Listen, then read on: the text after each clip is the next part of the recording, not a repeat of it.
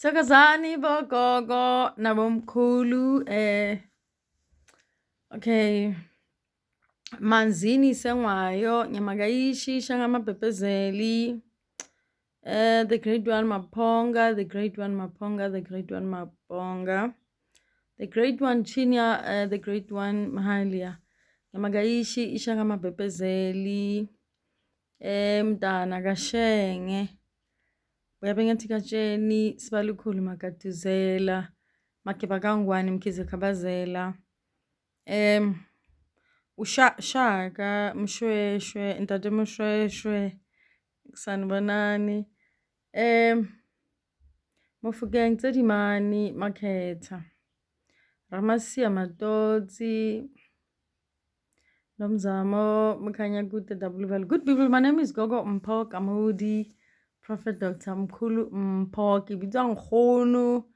Yes, kibitwa mkhulu gape. Good people, I want to talk about ukuthi into ebalekile ukuthi ube ne relationship enhle nedlozi lakho uqhumane naye. Mawusoqhumane naye okwedlozi, ngendlela ekuhlola.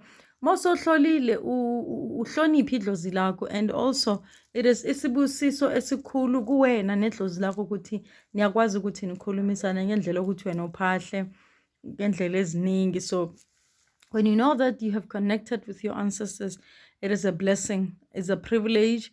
I'll call it a privilege because abantu abaningi, they don't know that kind of experience yokuzwa idlozi lakho likhuluma nawe nje likutshela ukuthi, or hearing that noise in your ears yaga balosi, or uba nekhanda lamaphondo amampondo umundiki. When you hear that noise, that headache, the back, when you unenzunza, your back, your neck, your legs, ziyashisa.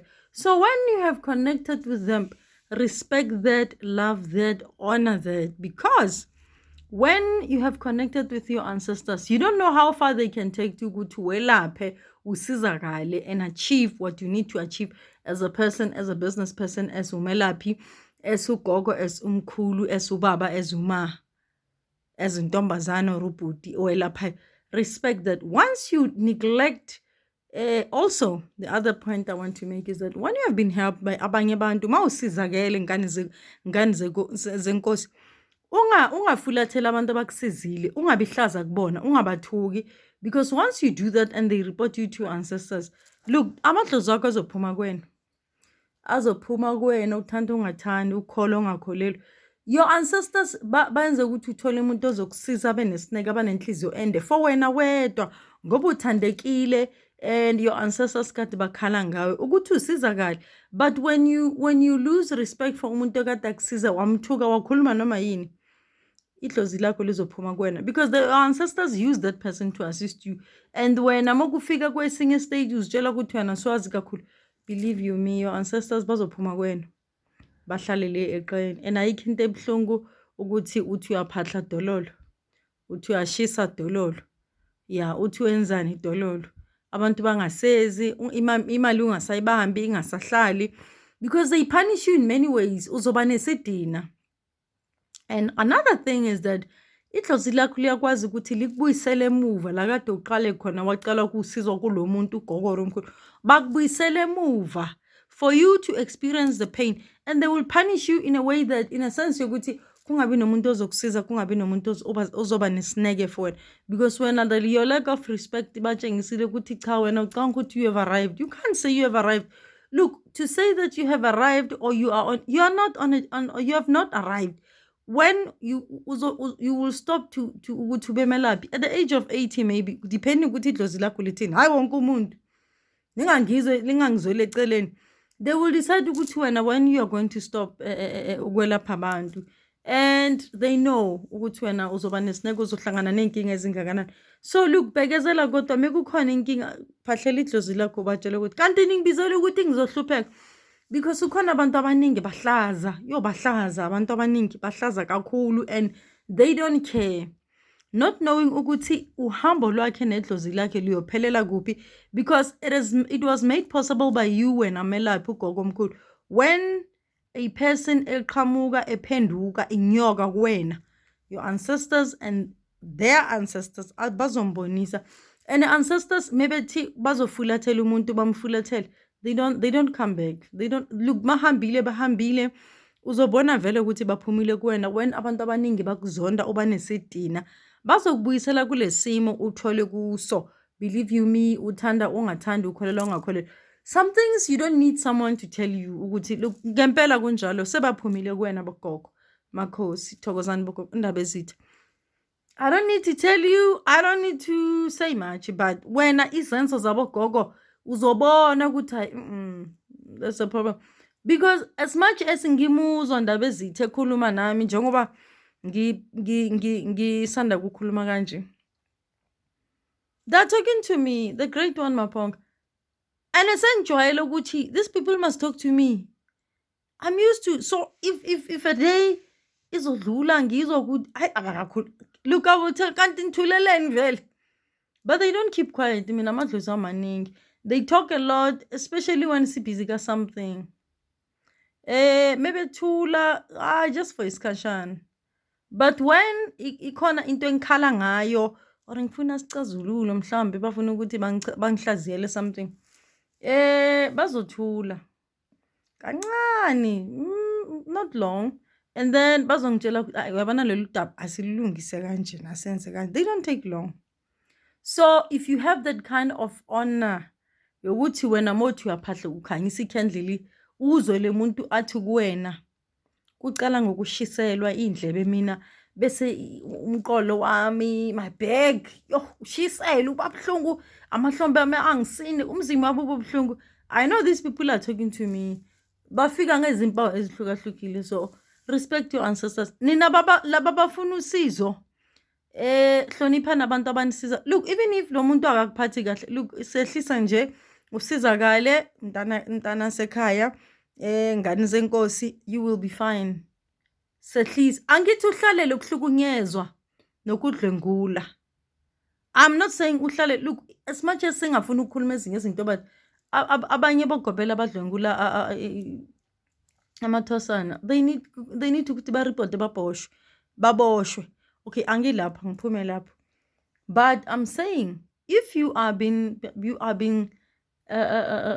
taken through this journey kendlela enzima, look, ungasoli kakhulu, ungacomplaini kakhulu, because this journey is a painful, it's a very difficult.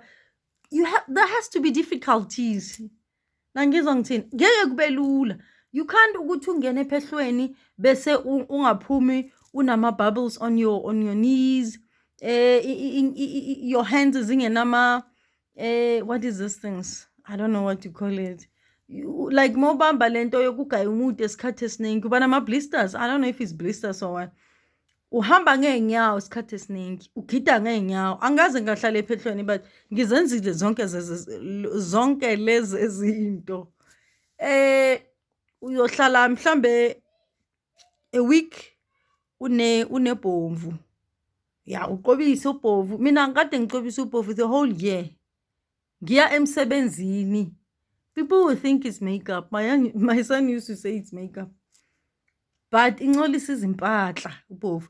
So I would ngicobise lo bomvu all the time until 12 months idlule. So ukuthi uzobhekezela wena, or you think you can't. And I always ask my ancestors, what could have happened if I didn't listen to you? That's why I'm saying bekezela uhlale, as much as ungadlwenguli. Ukuhlukunyezwa kuvela ngendlela eziningi, and sometimes other people think the strict way of ukusiza kumele babe harsh kuwena. I don't know it's how, but nabo basizwa bafundiswa, I don't know, but you can't abuse a person othi uyamsiza. It leaves this psychological damage ayifuneki bakithi. That scarring sometimes ayiphumi. So angithi mina nihlukumeze abanye abantu, but wena sehlisela umuntu okusizayo, because of if kwavuma idlozi lakho ukuthi uhlale a week, it means yes, it's fine. But if akuvumi uculeka mhlambe uphalaza, it means no, your ancestors, they don't want you to be there. Because sometimes your ancestors, they take you through this journey enzima just to teach you ukuthi nawe kusasa utshela abanye ukuthi bakithi iphehlo ibuhlungu, You have to go through some difficult experiences as a person to teach other people to share. Because now uzoba nabantu ozobasiza ubathwasisa. Yes, ubathwasisa, ubasiza, ubayelaphe. So life is not easy. It's not a bed of roses, because and our journeys are quite different. I've been through harsh. And sometimes lezo zinto ngiphuma kuzo, it is abantu angibasizayo, but it's okay. It's okay mina, because mina I ngichubeka ngomsebenzi wami. It gives me so much peace.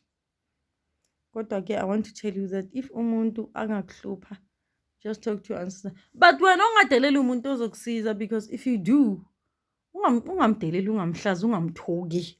Yeah, because that person has got the right to report you to your ancestors, to your ancestor. And ukuthi idlozi lakho lizothini, especially when you are in the wrong. Look, akube uyena wrong, hayi wena usizwayo. Akube uyena lo Gobela lo, or whoever, mkhulu or ugogo, akube uyena wrong, not you. Because if you are still under the care, I'll call it the care, because you are still not the control, you're still under the care, ukusizwa, ukufundiswa lokho nalokho, it won't be forever. Zwana nalo muntu, because abanye abantu bahlala ephehlweni 5 years. So if you are more difficult, lo muntu uzokwenza ukuthi kube nzima for wena futhi. But sehlisa nje uzenze ngathi ayikho into oyibonayo, uzithulele isikhathi esiningi, ungabi nomlomo. Because mawuba nomlomo kusho ukuthi lo uzovuka nolaka, akhiphele istress sakhe kuwena semali, mhlawumbe umndeni wakhe. Ya yena uvuka abhekani nawo ukuthi hayi lo utarget yami. So kusehlisa ukuthula, kubhekana nento oyizele lapho, it will help you great. But if you don't, a lot of things could go wrong. So it won't be into escasecida.